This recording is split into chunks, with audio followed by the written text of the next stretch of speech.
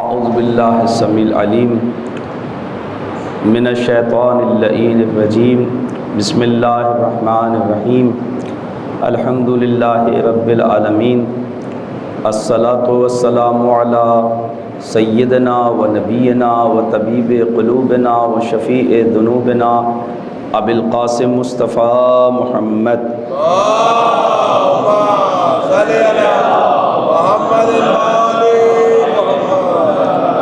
وعلی آلہ الطیبین الطاہرین لا سیما لبقیت اللہ فی الارضین وحجتہ علی العالمین اما بعد فقال اللہ سبحانہ وتعالی فی کتاب الحکیم بسم اللہ الرحمن الرحیم یا ایہا الذین آمنوا اجتنبوا کثیرا من الظن ان بعض الظن اسم۔ ہماری گفتگو سورہ حجرات کی تفسیر کے سلسلے میں تھی اور آج یہ اس سلسلے کا 19واں درس ہے۔ ہم نے عرض کیا تھا کہ سورہ حجرات معاشرے میں پائی جانے والی بہت ساری خرابیوں کی طرف اور بہت ساری آلودگیوں اور بیماریوں کی طرف اشارہ کرتی ہے کہ اگر یہ بیماریاں معاشرے کے اندر پائی جائیں تو یہ آفات ہیں معاشرے کے لیے۔ آفت ایک ایسی چیز ہوتی ہے جو کسی بھی چیز کی ترقی کو روک دیتی ہے اور اس کی پیش رفت رک جاتی ہے اور پھر وہ چیز ہلاکت کی طرف چلی جاتی ہے۔ ہلاکت نابودی ہے اور ہر چیز کی ہلاکت اس کے اپنے حساب سے ہے۔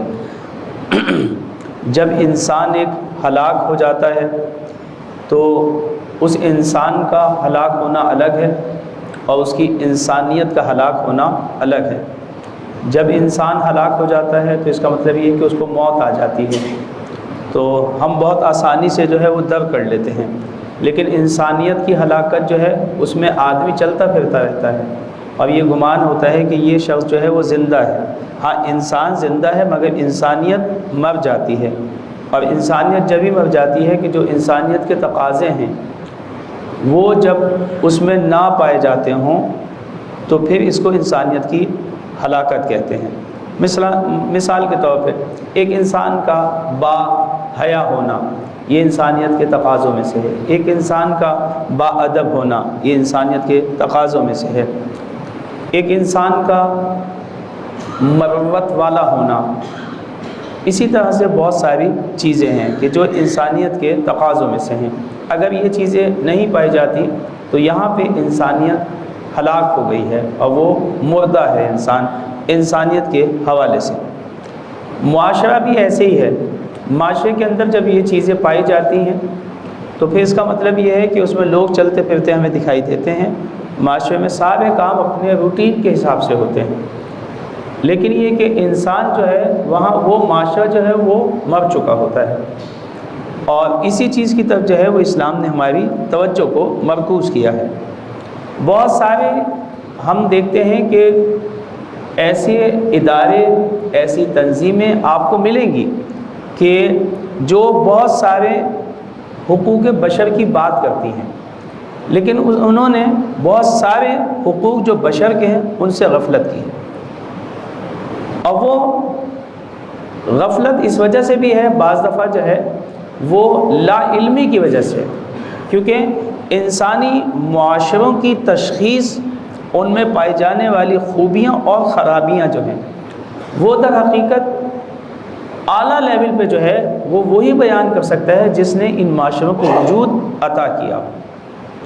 لہٰذا یہ کہ ہم دیکھتے ہیں کہ جو اس وقت بھی بہت ساری تنظیمیں ہیں حقوق بشر کی، انہوں نے انسان کے حقوق بشر یہی ہے کہ معاشرے کے اندر سب کو حقوق دیے جائیں۔ ان کی نگاہ زیادہ تر مادی چیزوں کی طرف ہے، لیکن اسلام نے جہاں مادیت پہ بات کی ہے اور یہ کہا ہے کہ سب کو حقوق دیے جائیں، مساوات کا خیال رکھا ہے، عدالت کا خیال رکھا ہے مادی اعتبار سے، وہاں اس نے معنویت پہ خاص توجہ دی ہے، کیونکہ انسانیت ذات جو ہے وہ معنویت سے ترقی کرتی ہے۔ انہی میں سے ایک چیز جو ہے وہ یہ ہے کہ خداوند متعال نے فرمایا اے صاحبان ایمان اجتنبوا، اجتناب کریں۔ ایمان کا تقاضا یہ ہے کہ کچھ چیزوں پہ آپ عمل کریں اور کچھ چیزوں سے آپ پرہیز کریں۔ تو فرمایا کہ اجتنبوا کثیرا من الظن، آپ بچیں، اپنے آپ کو بچائیں۔ کس چیز سے بچائیں؟ بدگمانی سے۔ اس لیے کہ بعض بدگمانیاں جو ہیں وہ گناہ ہیں۔ یہ ایک ایسا مرحلہ ہے اور ایک ایسا حق ہے ایک انسان کا دوسرے انسان پر، حقوق بشر میں سے ہے یہ، لیکن آپ کو بہت کم ایسے حقوق دان یا انسانی حقوق کی بات کرنے والی تنظیمیں جو ہے اس پہ گفتگو کرتی ہوئی دکھائی دیں گی۔ لیکن سورہ حجرات نے اور قرآن اور معصومین علیہ السلام نے بہت ساری روایات اور قرآن نے آیات پہ اس موضوع پہ گفتگو کی۔ اس سے بہت سارے معاشرتی مسائل جو ہیں وہ پیدا ہوتے ہیں، اور اگر ہم اس سے اجتناب کریں تو معاشرے کے اندر بہت ساری خوبیاں اور حسن جو ہے معاشرے کے اندر پیدا ہوتا ہے۔ ہماری زندگی میں، روزمرہ کی زندگی کے اندر بہت سارے خیالات جو ہیں وہ ہمارے ذہن میں آتے ہیں۔ بدگمانی در حقیقت ہے کیا؟ بدگمانی یہ ہے کہ کسی کے بارے میں برا خیال رکھنا۔ دیکھیں، توجہ کریں، بعض دفعہ ایسا ہوتا ہے کہ ہمارے ذہن میں خیال آتا ہے، خیال آنا آپ کے کنٹرول میں نہیں ہے، ہم نے یہاں یہ کہا بھی نہیں ہے۔ بدگمانی کا مطلب برا خیال آنا نہیں ہے، بلکہ برا خیال رکھنا کسی کے بارے میں۔ بعض دفعہ ہم آپ سے کہتے ہیں کہ نگاہ پڑ جانا، اگر نامحرم ہے آپ کی نگاہ پڑ گئی، اکثر لوگ یہ والے سوال کرتے ہیں کہ جی وہ ہماری نامحرم پہ جو ہے وہ نگاہ پڑ گئی تو کیا وضو باطل ہو گیا؟ اگرچہ وضو کا اس سے کوئی تعلق نہیں ہے، نگاہ ڈالنے سے بھی وضو باطل نہیں ہوتا، چاہے کہ پڑھنے سے، لیکن پڑ جانا جو ہے ایک الگ چیز ہے اور ڈالنا ایک الگ چیز ہے۔ یہ جو پڑھنا ہے یہ آپ کے کنٹرول میں نہیں ہوتا، تو لہٰذا یہ گناہ نہیں ہے کہ آپ گزر رہے تھے اور آپ کی نگاہ پڑ گئی، یا وہ صاحبہ گزر رہی تھی آپ کی نگاہ پڑ گئی۔ پڑھنے سے کچھ نہیں ہوتا، پڑھنا گناہ نہیں ہے۔ ہاں، پڑھی آپ نے وہیں پہ جما لی نگاہ، یہ جو جمانا ہے، رکھنا ہے اس کا، یا ڈالنا ہے، آپ نے دیکھا ہے باقاعدہ، تو یہ گناہ ہے۔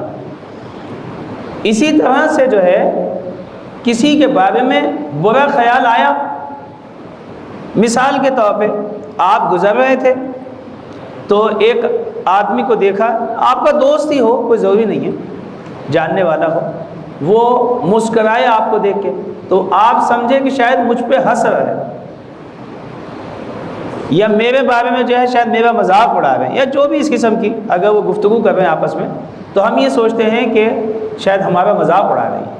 یہ جو سوچنا ہے آپ کا اس بارے میں، ایک دفعہ آپ کے ذہن میں یہ خیال آتا ہے، اگر یہ خیال آیا اور اسے آپ نے ہٹا دیا تو پھر یہ گناہ نہیں ہے، یہ بدگمانی یہ نہیں ہے کہ خیال آیا اور آپ نے ہٹا لیا، اپنا ذہن دوسری طرف لگا دیا، یا آپ نے سوچا کہ نہیں ایسی بات نہیں ہوگی، تو یہ بدگمانی نہیں ہے۔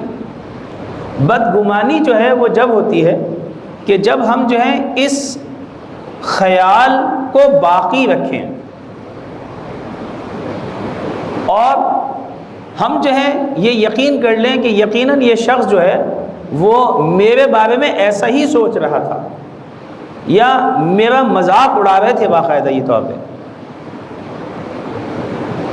اگر آپ یہ سوچتے ہیں اور اس پہ باقی رہتے ہیں، یہ بدگمانی ہے۔ اس سے بہت ساری چیزیں جو ہیں وہ جنم لیتی ہیں، بدگمانی سے بہت ساری چیزیں جو ہیں وہ جنم لیتی ہیں۔ یا پھر یہ کہ مثال کے طور پہ آپ نے سوچا اور اس پہ باقی رہے، یہ گناہ ہے، حرام ہے یہ بدگمانی جو ہے۔ اور پھر بعض دفعہ تو ایسا ہوتا ہے کہ آپ جو ہیں ایکشن بھی کوئی دکھا دیتے ہیں کہ جیسے مثال کے طور پہ بعض لوگوں کہتے ہیں کہ جو ہے وہ ان کا ہاتھ جو ہوتا ہے وہ ہلکا ہوتا ہے، ہر ایک پہ اٹھ جاتا ہے، یا ان کی زبان جو ہے تو آپ ان کو برا کہنے لگتے ہیں کہ آپ میرا مذاق کیوں اڑا رہے تھے، اور آپ ایسے ہوں گے، یہ ہوں گے، جو بھی مثال کے طور پہ آپ بات کرتے ہیں، تو آپ اس کے اوپر جو ہے کوئی ایکشن لیتے ہیں۔ ایکشن کب لیتا ہے آدمی؟ جب اس کو یہ یقین ہو جاتا ہے، یعنی ان تمام مراحل سے گزرا پھر اس نے ایکشن لیا۔ جب ایکشن لیا ہے تو اس کا مطلب یہ ہے کہ وہ بدگمانی کا شکار ہوا ہے۔ اب یہاں پہ بدگمانی کا شکار ہونا خود گناہ ہے، اور یہ کہ آپ نے اس شخص کی توہین کی، دیکھیں یہ ہوا بدگمانی کا نتیجہ کہ آپ نے جو اس کی توہین کر دی، بعد میں آپ کو معلوم ہوا وہ آپس میں اپنی باتیں کر رہے تھے، آپ کا تو ان سے کوئی تعلق بھی نہیں تھا۔ اتفاق ایسا ہوا کہ آپ جب وہ اپنی باتیں کر رہے تھے اور وہ ہنس رہے تھے تو آپ اچانک آ گئے اور ان کی نگاہ آپ پہ پڑ گئی، تو آپ یہ سمجھے یہ مجھے دیکھ کے ہنس رہے ہیں، حالانکہ وہ آپ کو دیکھ کے نہیں ہنس رہے تھے، وہ پہلے ہی ہنس رہے تھے، آپ وہاں سے گزرے، بالکل اسی طرح سے کہ جیسے کوئی گزرا آپ کی نگاہ اس پہ پڑ گئی اور وہ آپ سے یہ کہنے لگے کہ آپ مجھے کیوں گھور رہے ہیں۔ توجہ کیا آپ نے؟ حالانکہ آپ انہیں نہیں گھور رہے تھے، آپ کی نگاہ پڑی تھی ان پہ، آپ مجھے کیوں دیکھ رہے ہیں، حالانکہ آپ انہیں نہیں دیکھ رہے۔ بعض دفعہ ایسا ہوتا ہے کہ آدمی اپنے خیالوں میں گم ہوتا ہے اور آپ اتفاق سے وہ آپ کے سامنے بیٹھے ہوئے تھے تو وہ آپ سے کہنے لگے آپ مجھے اتنا گھور گھور کے کیوں دیکھ رہے تھے، حالانکہ آپ انہیں نہیں دیکھ رہے تھے، آپ اپنے خیالوں میں گم تھے۔ اس قسم کے بہت سارے مسائل ہو جاتے ہیں۔ بعض دفعہ تو یہ کہ ہم ہاتھ بھی اٹھا دیتے ہیں کسی کے اوپر، یعنی کسی کی بعض دفعہ ہم توہین کر دیتے ہیں اور بعض دفعہ ہم کسی پہ ہاتھ اٹھا دیتے ہیں اور بعد میں ہمیں پتہ چلتا ہے کہ ہم سے یہ غلطی ہوئی ہے اور یہ جو ہے اچھی بات نہیں ہوئی، اور وہ چیزیں جو ہیں بہت ساری جو ہے یہ بدگمانیاں جو ہیں لڑائی جھگڑے کا سبب بن جاتی ہیں۔ تو لہٰذا جو ہے یہ بدگمانی اس کو کہتے ہیں کہ یہ حرام ہے۔ ایک تو یہ کہ آپ کے ذہن میں کوئی خیال آئے کسی کے بارے میں بھی، کوئی برا خیال آئے یا اس قسم کا جو ابھی ہم نے بیان کیا، تو آپ فوری طور پہ جو ہے اپنے ذہن کو پلٹائیں، اور اگر آپ نے پلٹا دیا تو پھر اس کا مطلب یہ ہے کہ اور آپ کی دلی کیفیت بھی چینج نہیں ہوئی اس کے بارے میں۔ اگر آپ کی دلی کیفیت چینج ہو جاتی ہے کہ دیکھیں کس قسم کے لوگ ہیں جو ہے وہ میرے اوپر ہنس رہے ہیں، اگرچہ آپ نے اس سے نہیں کہی بات، آپ اپنے دل میں ہی کہہ رہے ہیں، اس کا مطلب یہ ہے کہ آپ نے بدگمانی کی ہے۔ جبھی تو آپ یہ جو ہے آپ اپنے اندر جو ہے گفتگو کر رہے ہیں، یہ گفتگو کیسے پیدا ہو رہی ہے؟ یہ جب خیال پختہ ہو جاتا ہے آپ کا تو اس کے بعد پھر آپ کسی کے بارے میں یہ بات کرتے ہیں کہ دیکھیں کس قسم کے لوگ ہیں جو ہے وہ ہمارے بارے میں یہ سوچ رہے ہیں یا یہ خیال کر رہے ہیں یا مجھے دیکھ کے ہنستے ہیں، یہ اس قسم کی بہت ساری باتیں۔ تو یہ جو بدگمانی آپ کے اندر پیدا ہوئی یہ بھی حرام ہے۔ زبان سے بھی اس کے اوپر ایکشن لینا یہ بھی حرام ہے، پھر اپنے اعضاء سے اس کے اوپر ایکشن لینا، یہ ساری چیزیں جو ہیں وہ حرام ہیں۔ اسلام نے جو ہے اس کے اوپر پابندی لگائی ہے اور کہا ہے کہ اجتنبوا، اجتناب کریں، اور یہ ایمان کے تقاضوں میں سے ہے کہ آپ جو ہیں یہ کام نہ کریں۔ اگر ہم ایک لحظے کے لیے یہ بات سوچ لیں کہ جو ان چیزوں کی طرف اسلام نے اتنی دقت سے جو ہے گفتگو کی ہے، اگر ہم ان سب چیزوں پہ عمل کریں، مگر اسلام نے ہم سے اقرار نہیں لیا کہ اسلام کیا ہے۔ اسلام کیا ہے؟ تسلیم کا نام۔ ہمیں تو تسلیم ہونا تھا اسلام کے سامنے۔ قرآن نے بھی جو ہے مقام پہ فرمایا ہے کہ الم عہد الیکم یا بنی آدم اللہ تعبدوا الشیطان، اے بنی آدم کیا ہم نے آپ سے یہ عہد نہیں لیا تھا کہ آپ شیطان کی پرستش نہیں کریں گے۔ پرستش کا مطلب یہ ہے کہ یعنی اطاعت، آپ کو اللہ کے سامنے مطیع ہونا تھا، آپ کو اللہ کی اطاعت کرنی تھی، آپ اس کی عبادت کرتے ہیں۔ یہ تو ہماری آپس میں بات ہو چکی ہے پہلے۔ اب جب بھی ہم یہ کام کرتے ہیں ہم اپنے عہد سے پلٹتے ہیں۔ تو لہٰذا یہ ہے کہ ایک ایک چیز کے اوپر گفتگو کی ہے قرآن نے، یعنی مادیت پہ بھی گفتگو کی ہے اور معنویت پہ بھی گفتگو کی ہے، خود انسان کے اوپر بھی گفتگو کی ہے اور معاشرے میں پائی جانے والی جو ہے برائیوں کے اوپر گفتگو کی ہے۔ یہ جو بدگمانی ہے یہ نہیں ہونی چاہیے بلکہ حسن ظن ہونا چاہیے۔ حسن ظن کیا؟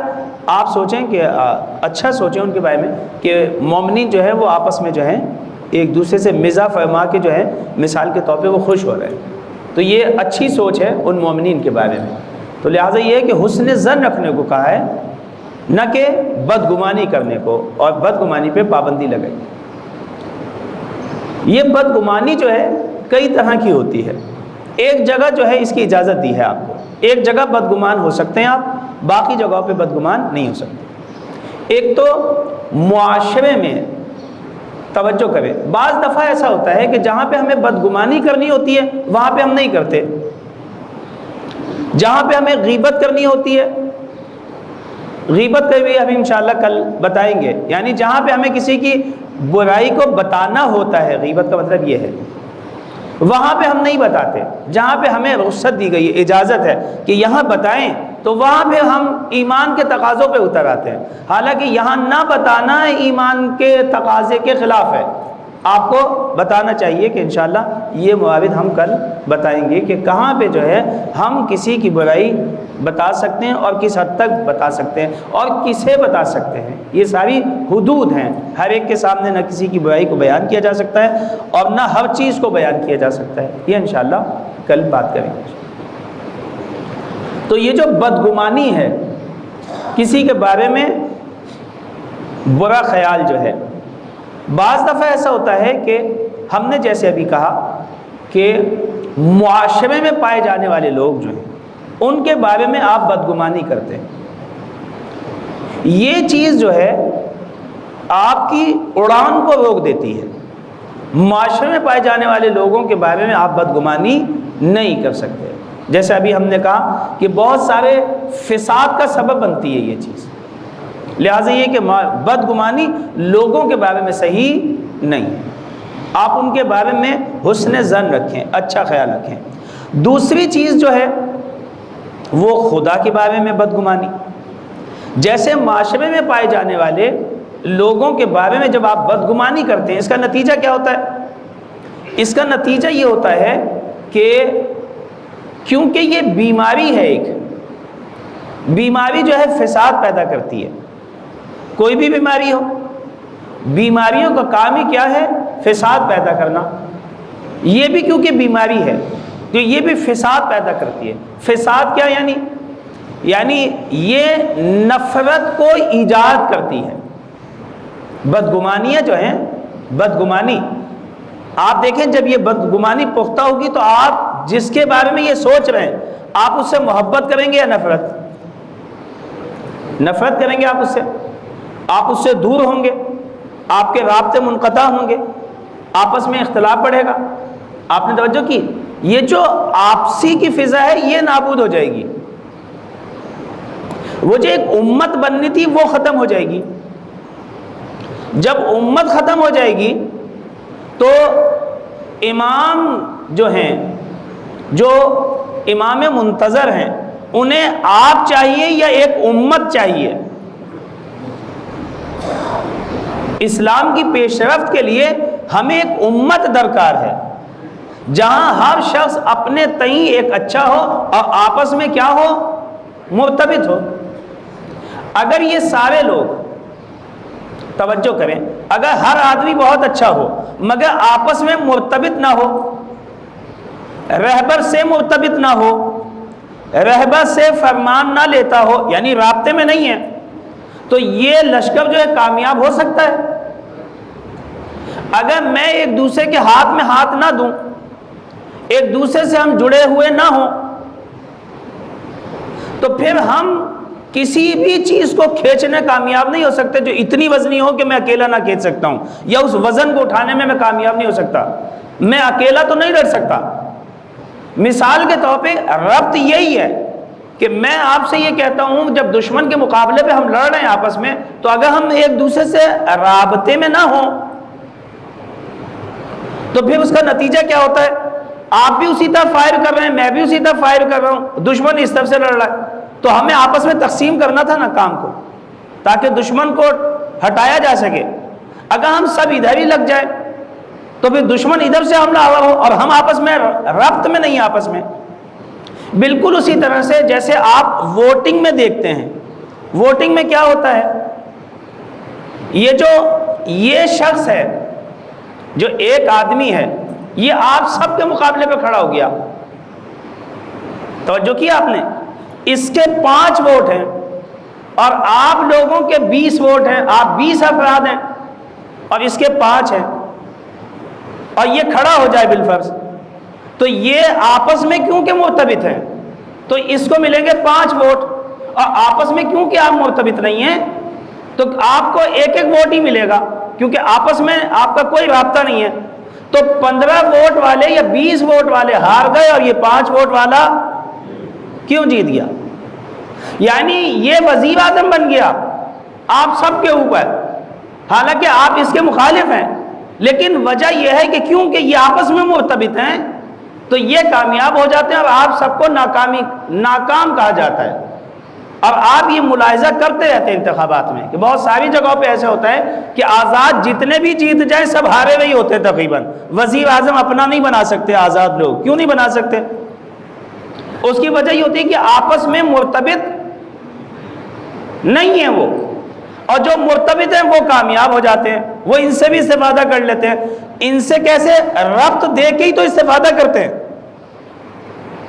رابطہ وہ چیز ہے، اگر یہ ہاتھ اس ہاتھ سے رابطے میں نہ ہو،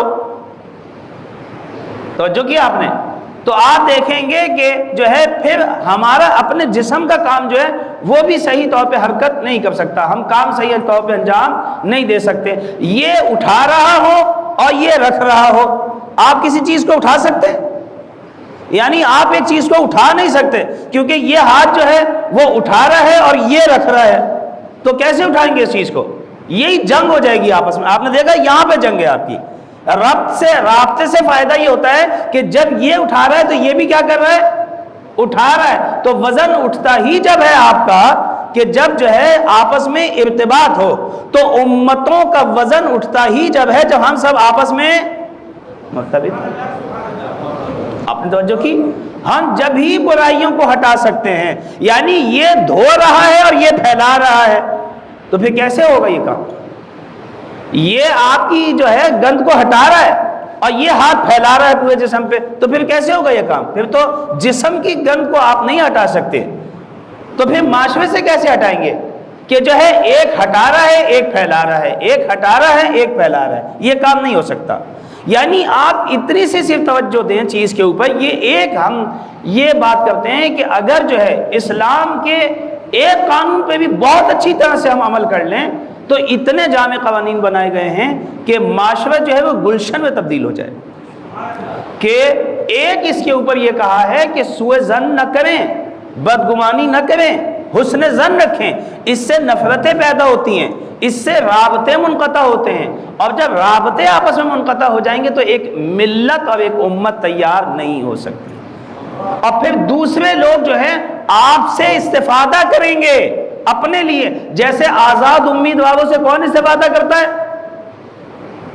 آپ نے دیکھ لیا، آزاد امیدوار بالکل اسی طرح سے ہوتے ہیں جن سے دوسرے لوگ استفادہ کرتے ہیں، ان کی اپنی کوئی وہ نہیں ہوتی، جیتنے کے باوجود بھی ہارے ہوئے ہوتے ہیں، کیونکہ انہیں دوسروں کے ماتحت رہ کے چلنا پڑتا ہے، اور وہ چاہے حق پہ ہوں یا باطل پہ ہوں، اس سے کوئی فرق۔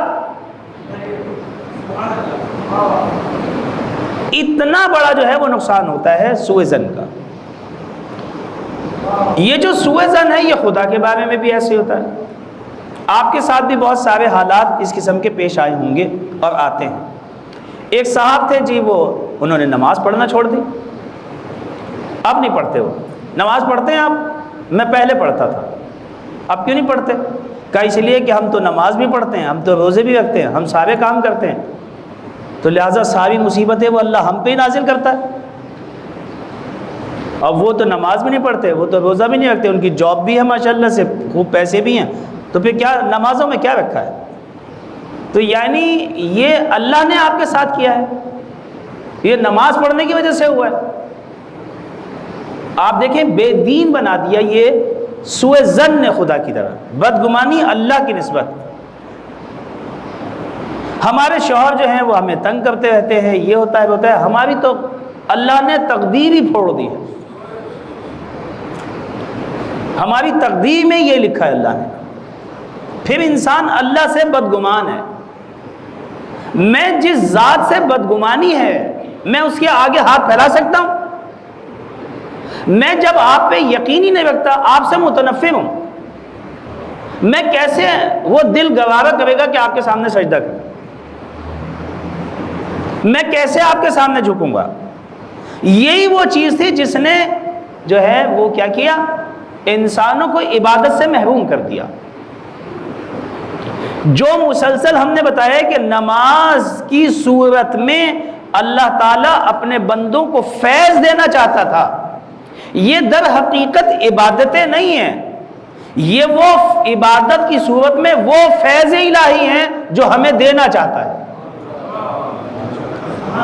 ہم سمجھتے نہیں ہیں، ہم سمجھتے ہیں کہ شاید یہ کوئی ایک تکلیف ہے، اصل میں کیونکہ یہ تکلیف کے نام سے جو ہے وہ رکھ دیا گیا ہے ان چیزوں کا نام، وَإِلَّا یہ کرم ہے، نماز کرم الہی کا نام ہے، یعنی تعبیر بھی بہت خوبصورت استعمال ہونی چاہیے تھی۔ نماز ایک کرم الہی ہے، آپ نے اس کو پڑھا ہے کریم۔ کریم کا کیا مطلب ہے؟ کریم اسے کہتے ہیں کہ جس کا کرم ہر وقت ہو، دائمی ہو۔ اللہ نے ہر چیز کو ہمارے لیے کرم بنایا ہے۔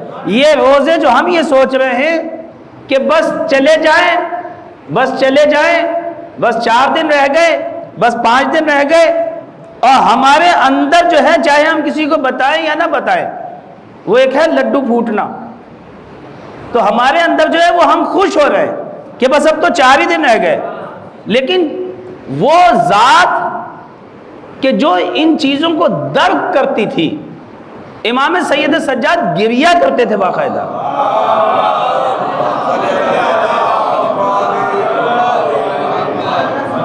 روتے تھے باقاعدہ طور پہ، ماہ مبارک رمضان سے خطاب کرتے تھے کہ وہ جا رہا ہے، کہ اس کی حقیقت کو درک کرتے تھے۔ ان کو پتہ نہیں ہے کہ یہ کتنی بڑی رحمت تھی اللہ کی کہ اب میرا سانس عبادت نہیں ہوگا، اب میرا سانس تسبیح نہ رہے گا، اب میرا سونا عبادت میں شمار نہیں ہوگا، اب میرا اٹھنا عبادت نہیں ہوگا، اب میرا جاگنا عبادت نہیں ہوگا۔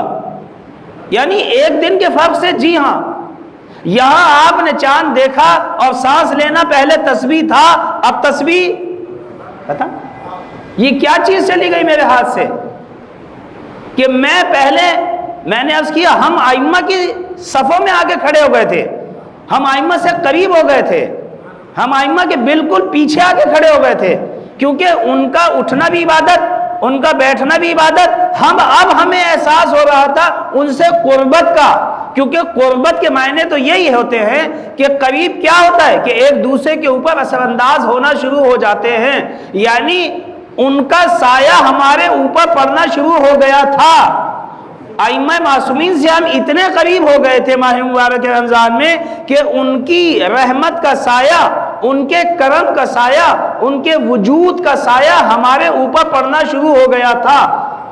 ہم اس کی ٹھنڈک کو محسوس کر رہے تھے، اور وہ ٹھنڈک کیا تھی کہ ان کا سانس لینا بھی عبادت تھا تو ہمارا سانس لینا بھی عبادت، ان کا جاگنا بھی عبادت تھا تو ہمارا جاگنا بھی عبادت ہو گیا، ان کا سونا بھی عبادت ہے تو ہمارا سونا بھی عبادت ہو گیا۔ اب یہ ماہ مبارک رمضان جیسے ہی جائے گا تو ہم دور ہو جائیں گے۔ حضرت علی کا ابھی بھی سونا عبادت رہے گا، توجہ کی، ان کا سانس لینا ابھی بھی تسبیح رہے گا، لیکن ہمارا یہ سب کچھ ختم ہو جائے گا۔ یہ ماہ مبارک وہ چینج لے کے آتا ہے، وہ عظیم رحمت ہے، یہ نمازیں وہ رحمت ہیں، یہ تسبیح حضرت زہرا وہ رحمت ہے، یہ اللہ نے ساری رحمتیں کی ہیں۔ ہم ان رحمتوں کو زحمت سمجھتے ہیں اور کہتے ہیں بس اب کیا تسبیح پڑھتے رہے، اب کیا ذکری کرتے رہے، اور کوئی کام نہیں ہے ہمیں۔ توجہ کی آپ نے؟ اور اگر کوئی پیسہ دیتا رہے تو آپ کہیں گے دیتے رہیے۔ کبھی ہو سکتا ہے کہ کوئی ہمیں پیسے دے رہا تو ہم کہیں بس وہ دیتے رہیں، جتنے بھی ڈالتے رہے آپ بجٹ میں، کوئی مسئلہ نہیں ہے۔ توجہ ہے؟ کوئی حد نہیں ہے کہ جتنے بھی ڈالتے رہے، یعنی کیونکہ ہمیں درک نہیں ہے اس رحمت کا، ورنہ تو جو ہے آپ نے دیکھا جو درک کرتے تھے ان کا سر سجدے سے اٹھتا نہیں تھا، وہ اس بات کو درک کر رہے تھے کہ یہ اصل میں ہے کیا نعمت۔ تو ہم یہ عرض کر رہے تھے کہ یہ بدگمانی اللہ کی طرف جو ہے یہ نہیں ہونی چاہیے۔ معاشرے میں بہت سارے لوگ ایسے ہیں جو اللہ سے جنہوں نے بدگمانی کی اور پھر ان کی عبادتیں بھی چلی گئیں اور جو رحمت ان پہ برس رہی تھی وہ باب انہوں نے خود بند کر دیا۔ بالکل اسی طرح سے کہ بہت سارے لوگ شادی نہیں کرتے یہی سوچ کے کہ بھوک سے نہ مر جائیں، بہت سارے لوگوں کے اولاد نہیں ہوتی یہ سوچ کے کہ کہیں بھوک سے نہ مر جائیں، کیونکہ اللہ کے اوپر بہت سارے لوگوں کو اعتبار نہیں ہے کہ وہ ان کو کھلاتا ہے، وہ ان کو پلاتا ہے، وہ ان کی تدبیریں کرتا ہے اور وہ ان کے رزق میں برکت دیتا ہے، وہ اللہ سے طلب کریں وہ ان کو عطا کرے گا۔ اس قسم کی وہ چیزیں اللہ کے بارے میں نہیں سوچتے ہیں۔ تو لہٰذا یہ بدگمانیاں جو ہیں بہت سارے جو مسائل ہوتے ہیں ان کا پیش خیمہ ہے یہ، لہٰذا یہ ہے کہ اسلام نے اس کے اوپر جو ہے وہ پابندی لگائی۔ ایک بات اور کریں مختصر سے، پھر مزید گفتگو انشاءاللہ کل کریں، اور وہ یہ کہ جہاں پہ بدگمانی کو یہ کہا ہے کہ یہاں بدگمانی صحیح ہے اسے جاری رکھیں، اور وہ کیا ہے؟ وہ اپنی نسبت بدگمانی ہے، اپنی نسبت بدگمانی رکھیں کہ آپ کامل نہیں ہیں، آپ معصوم نہیں ہیں، یہ رکھیں اپنے بھائی میں۔ یہ نہ سوچیں کہ میں تو کامل ترین انسان ہوں، میں تو بہت اچھا انسان ہوں، مجھ سے بہتر تو کوئی نہیں ہے، یہ خوش فہمی، یہ حسن ظن اپنے بارے میں نہیں ہونا چاہیے۔ یہاں بدگمانی رکھیں کہ بدگمانی کیا؟ یعنی جو میری عبادت ہے، یہ بدگمانی اپنے بارے میں، وہ اس لیول پہ نہیں ہے جس لیول پہ ہونی چاہیے، میں اللہ کی عبادت کا حق ادا نہ کر سکا، توجہ کیا آپ نے، میں اس کی معرفت کا حق ادا نہ کر سکا، توجہ کیا آپ نے، میں لیلۃ القدر کا حق ادا نہ کر سکا، میں ماہ مبارک رمضان میں عبادتوں کا حق ادا نہ کر سکا، یہ وہ بدگمانی تھی، یہ وہ چیزیں ہیں جو آپ کو ائمہ معصومین علیہ السلام کی بھی روایات اور ان کی احادیث میں آپ کو ملیں گی کہ ہم اللہ کی اے پروردگارا میں تیری اس طرح سے عبادت نہ کر سکا جس طرح سے تیری عبادت کرنے کا حق ہے۔ یہ کیوں؟ اس سے کیا ہوتا ہے؟ اس سے آپ کے راستے کھلتے ہیں اور آپ غافل نہیں ہوتے، بلکہ جب آپ کو یہ احساس ہو کہ ابھی مجھے اور مزید آگے جانا ہے تو پھر آپ ہمت باندھتے ہیں، پھر آپ تلاش کرتے ہیں، پھر آپ کھڑے ہو جاتے ہیں، کمر ہمت باندھتے ہیں، کیونکہ ابھی آپ کو پتہ ہے ابھی تو دور ہے، اور جب آپ یہ سمجھیں گے کہ آپ کامل ہیں اور آپ کو کسی ہدایت کی ضرورت نہیں ہے تو پھر آپ کیوں پوچھیں گے مسئلے، پھر آپ ہدایت کیوں لیں گے؟ جو یہ سمجھے گا کہ میرے پاس تو سب کچھ ہے تو پھر وہ کیوں پوچھے گا؟ مجھے تو سب کچھ آتا ہے تو وہ پھر کیوں پوچھے گا؟ آپ دیکھیں حتیٰ کہ پیغمبر سے بڑا تو کوئی عالم نہیں ہے دنیا کے اندر، خداوند متعال نے ان کو بھی کہا ہے کہ قل رب زدنی علما، رسول اللہ سے بات ہو رہی ہے یہ کہ اے نبی آپ بھی اپنے بارے میں یہ کہیں، کیا کہیں کہ پروردگارا میرے علم میں اضافہ فرما، یعنی آپ بھی کامل، یہ رکھیں اپنے ذہن میں،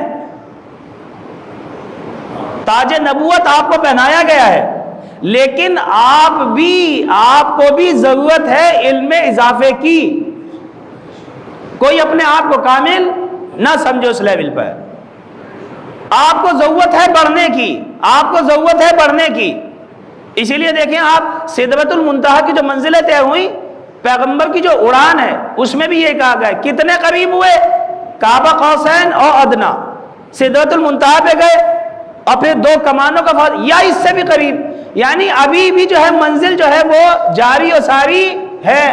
پیغمبر جب آخری وقت میں جو تھے وہ نماز پڑھ رہے تھے اور انہوں نے جو آخری نماز پڑھی اپنی تو کیا کہہ کے پڑھی ہوگی؟ قربتاً الی اللہ، تو ابھی بھی قربت کی جگہ موجود ہے، یعنی آپ کو ہمیشہ جو ہے اپنے سفر کو جاری رکھنا ہے، ابھی بھی آپ کو آگے بڑھنے کی ضرورت ہے، ابھی بھی آپ کو تقرب چاہیے، یہ قربت کے لیے تو ہے۔ تو پیغمبر قریب نہیں تھے خدا سے، وہ پیغمبر سے زیادہ قریب کون ہوگا، ائمہ سے زیادہ قریب کون ہوگا، لیکن یہ یہی بتا رہے ہیں کہ ہر شخص میں ہر وقت جو ہے وہ آگے جانے کی صلاحیت موجود ہے۔ خدا کی ذات وہ ہے کہ جہاں پہ ہمارا جو ہے وہ ہم ساری زندگی بھی سفر کرتے ہیں تو وہ سفر طے نہیں ہوتا، اور ہمیں مسلسل سفر کرتے رہنا چاہیے۔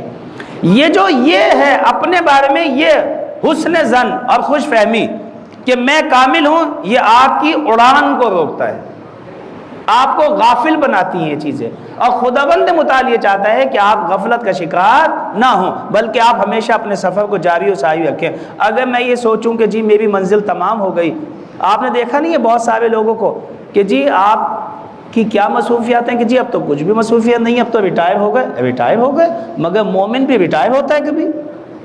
اب یہ کوئی کام نہیں کرتے، نہ گھر کا کام کرتے ہیں کیونکہ یہ تو ریٹائر ہو گئے۔ توجہ کی آپ نے؟ ہاں، اب یہ کسی نہ معاشرے کی کسی ایکٹیویٹیز میں ہے کیونکہ اب تو ریٹائر ہو گئے، بس اب تو یہ تسبیح ہے جو ہے، بس یہ بھی اگر جب تک ہے تو توجہ کی آپ نے، اب یہ کوئی کام نہیں کرتے کیونکہ اب یہ ریٹائر ہو گئے۔ یہ والی سوچ آ جائے ذہن میں کہ آپ ریٹائر ہیں۔ آپ نے دیکھا ہے بہت سے لوگ اس کے برعکس ہوتے ہیں، وہ ریٹائر ہونے کے بعد بھی اپنے آپ کو کاموں میں مصروف رکھتے ہیں، کیونکہ یہ احساس ریٹائرمنٹ جو ہے انسان کو بٹھا دیتا ہے، انسان کو مریض کر دیتا ہے۔ وہ لوگ اپنے آپ کو ایکٹیو رکھنے کے لیے، توجہ کی، اپنے آپ کو کیا رکھتے ہیں؟ ہمیشہ مصروف رکھتے ہیں، اور اس فکر کو ہٹا دیتے ہیں۔ حالانکہ ریٹائر بھی ہو جاتے ہیں گورنمنٹ سے، لیکن پھر بھی جو ہے وہ ریٹائر نہیں ہوتے۔ جب ہم یہ بات سوچ لیں کہ ہم جو ہے وہ بس رک گئی ہے ہماری ساری چیزیں اور ہمارا سفر ختم ہو گیا ہے، تو پھر ہم کسی بھی ایکٹیویٹیز کے اندر نہیں کرتے، کیونکہ ہم تو سب یہی سوچتے ہیں کہ ہماری 2 بیٹیاں تھیں، ان کی ہم نے شادی کر دی، بچوں کو ہم نے پڑھا دیا ہے، بس اب ہم ختم ہو گئے، اب ہمیں کسی کی شادی نہیں کرنی ہے، معاشرے کی بچی ہماری بچیے نہیں ہوتی۔ یعنی جو ہم سب کو یہ بتایا کرتے تھے کہ جناب ختیجہ اور پیغمبر اسلام دوسروں کی بچیوں کو بھی اپنی ہی بچیاں سمجھتے تھے، ان کی شادیاں کرتے تھے، ان کے مسائل کو حل کرتے تھے۔ ہم ائمہ معصومین کی جو ساری زندگی باتیں بتاتے رہتے ہیں، لیکن کیونکہ ائمہ تو ریٹائر نہیں ہوئے تو اب ہم ریٹائر ہو گئے، تو لہٰذا اب نہ ہماری کوئی بچی ہے اور نہ اب ہمارا کوئی بچہ ہے، نہ اب ہم کسی کی شادی کریں گے اور نہ کسی چیز میں حصہ لیں گے، نہ یتیم کے بچوں کو پالیں گے۔ آپ تو ماشاءاللہ سے ریٹائر ہو گئے تھے، اب تو نہ کسی کی شادی کرنی ہے نہ کسی کا وہ کرنا ہے۔ اتنے معاشرے کے اندر یتیم بچے موجود تھے، آپ کے عزیزوں میں اتنے سارے لوگ ہیں، بے گھر ہیں، بے وہ ہیں، ٹھیک ہے، مال ہیں، تو آپ ان کی مدد کر سکتے تھے۔ آپ ریٹائر کب ہوئے؟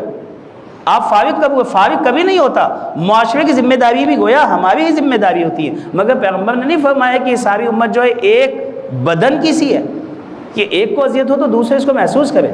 یہ ہو سکتا ہے کہ میرے پڑوسی کے جو ہیں وہ سر کے بال سفید ہو رہے ہیں اس وجہ سے کہ جی ان کی بچیوں کی شادی نہیں ہو اور میں سکون سے ہوں کیونکہ میں نے اپنی بچی بیاہ دی۔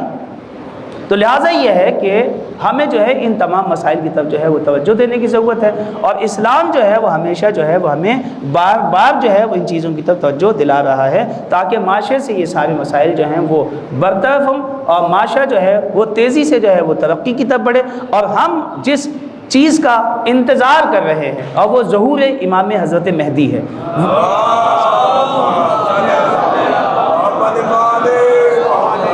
وہ اسی صورت میں ہوگا کہ جب ہم آپسی تعلقات ہمارے مضبوط ہوں گے اور ہم نے ایک دوسرے کے ہاتھ میں ہاتھ دیا ہوا ہوگا اور ایک دوسرے کی ترقی کے لیے کام کر رہے ہوں گے۔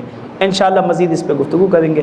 خداوند متعال سے دعا گو ہیں کہ ہم سب کو بہتر سے بہتر انداز میں قرآن کریم کی تلاوت کرنے، اس کو سمجھنے، اس کا مطالعہ کرنے اور اس پہ عمل کرنے کی توفیق عطا فرمائے۔